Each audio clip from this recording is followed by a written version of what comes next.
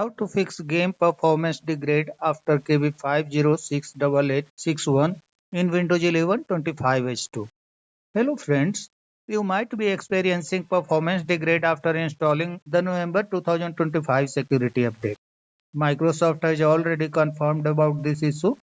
NVIDIA has released a game-ready driver to deal with this issue. So follow the steps to fix it.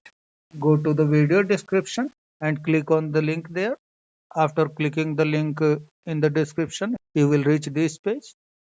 Click on this link to download GeForce Hot 6 display driver version 581.94.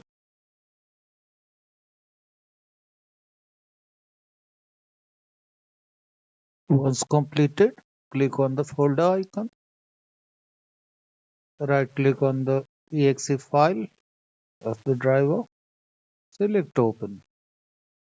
Click on OK on this pop-up. Follow the on-screen instructions on this window and complete the installation. Apart from this, you can download NVIDIA app.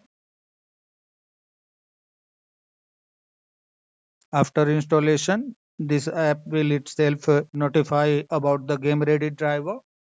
You need to only follow the instructions and install the driver.